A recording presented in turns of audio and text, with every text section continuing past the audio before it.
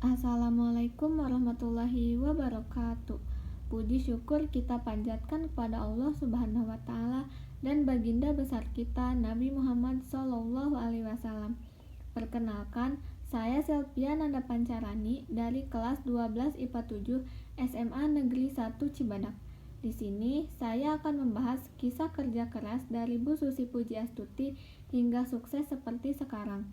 Salah satu menteri yang banyak dicintai masyarakat Indonesia, Susi Pujiastuti. Namanya sudah mengudara, sama seperti keberhasilannya. Akan tetapi, keberhasilannya tidak semata-mata mudah diperoleh. Harus melalui banyak rintangan untuk mendapatkan itu semua. Seperti apa kisah hidupnya? Mari kita simak kisahnya. Susi Pujiastuti lahir tanggal 15 Januari 1965 di Pangandaran, Jawa Barat. Ia merupakan putri dari Hajah Suwu Lasminah dan Ahmad Karlan. Sebenarnya, kedua orang tua Susi Pujiastuti adalah orang Jawa Tengah. Akan tetapi, diketahui bahwa mereka menetap di Pangandaran, Jawa Tengah. Bahkan sudah 5 generasi. Keluarga Susi memiliki usaha di bidang peternakan. Mereka melakukan transaksi jual beli ratusan hewan ternak. Hewan tersebut datang dari Jawa Tengah dan diperdagangkan di Jawa Barat. Rupanya, keluarga Susi bukan dari kalangan biasa. Sang kakek, yaitu Haji Ireng, dikenal sebagai tuan tanah di daerahnya. Susi memiliki 3 orang anak. Pertama, Yoyo Yudi Suharyo. Kedua, Nadine Kaiser. Ketiga, Alfi Safir. Susi bersekolah seperti pada umumnya. Setelah tamat sekolah dasar dan sekolah menengah pertama, ia melanjutkan pendidikannya. Kemudian, ia melanjutkan pendidikan ke SMA Negeri 1 Yogyakarta. Namun, saat baru menginjak kelas 2 SMA, ia memutuskan untuk berhenti sekolah karena dukungannya pada gerakan golput di masa Orde Baru sangat dilarang pemerintah. Susi pun bertekad untuk dapat membanggakan orang tuanya dengan cara lain. Ia memulai dengan mencoba berjualan pakaian dan bed cover. Namun, ia melihat kota kelahirannya, Pangandaran, memiliki peluang besar untuknya menjadi pengepul ikan, di mana Pangandaran merupakan salah satu kota penghasil ikan. Dengan tekad yang kuat dan bermodalkan hanya sekitar 750.000, Susi membeli ikan segar berkualitas terbaik dari para nelayan, kemudian menawarkannya kepada para pengusaha restoran. Pastinya rencana tidak semulus yang ia bayangkan. Para pemilik restoran sudah memiliki pedagang langganan yang memasok hasil laut ke restoran mereka. Namun, ia tidak pantang menyerah. Meski menerima banyak penolakan, ia tetap gencar mempromosikan dagangannya hingga 1 atau 2 restoran mulai ikut bekerja sama.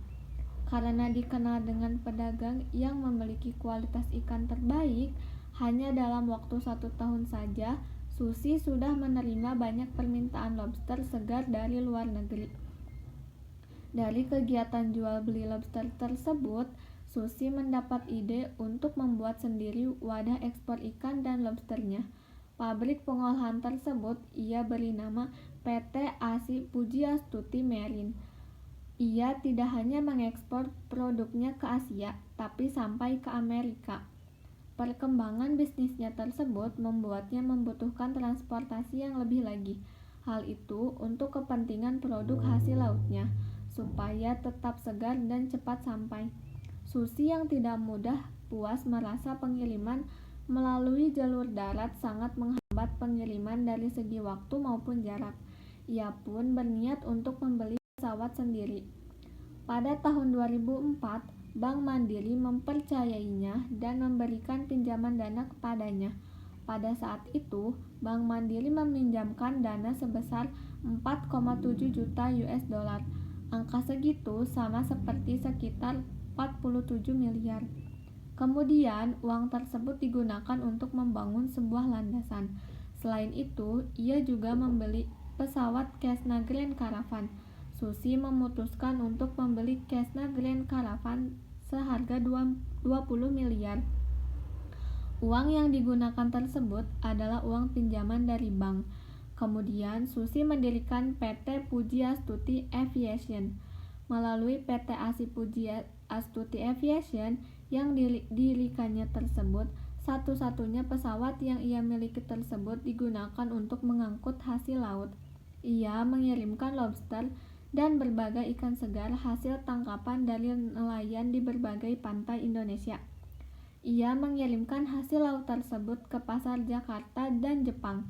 Call sign yang digunakan pesawat Cessna tersebut adalah Susi Air. Pada saat itu terjadi bencana tsunami di Aceh.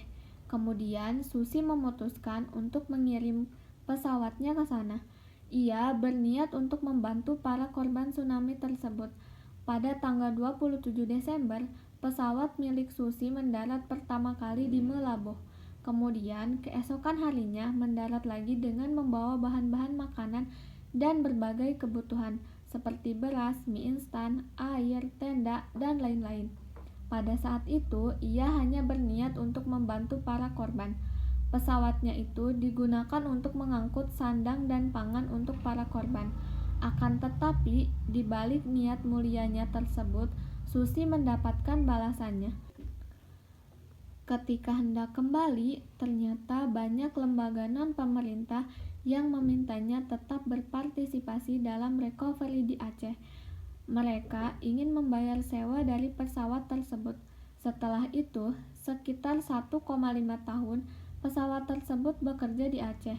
Rupanya, hasil dari 1,5 tahun tersebut bisa membuat Susi membeli pesawat lagi. Tidak hanya sampai di situ. Melalui hal itu, nama bisnis Susi semakin berkembang. Peristiwa tersebut membuat Susi mengubah arah bisnisnya. Ketika bisnis ikan sedang mengalami penurunan, Susi memutuskan untuk menyewakan pesawatnya. Pesawat yang semula digunakan untuk mengangkut ikan, ia sewakan untuk misi kemanusiaan. Selama 3 tahun berjalan, perusahaan penerbangan tersebut semakin berkembang. Bahkan telah memiliki total 14 pesawat. Pesawat ada di Papua, 4 pesawat ada di Balikpapan, Sumatera, dan Jawa.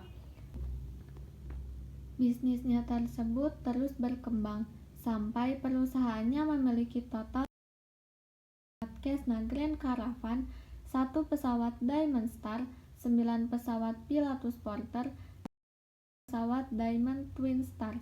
Saat ini, Susi Air sudah mengoperasikan 50 pesawat terbang dengan berbagai jenis. Kemudian, pada tahun 2008, ia mulai mengembangkan bisnis aviasinya.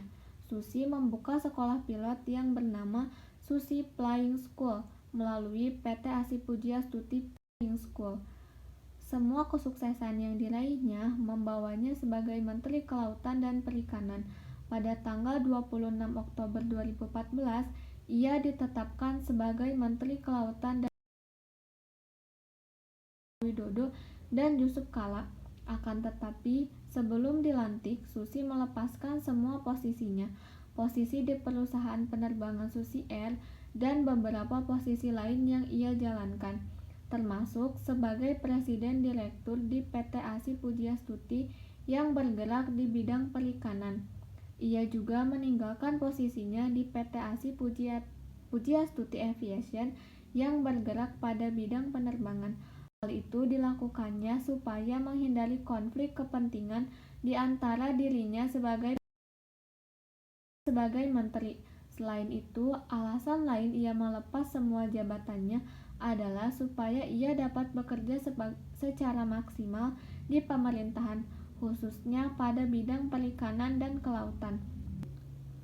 Bekerja merupakan salah satu bagian syarat wajib bagi kita untuk bisa hidup dalam kehidupan.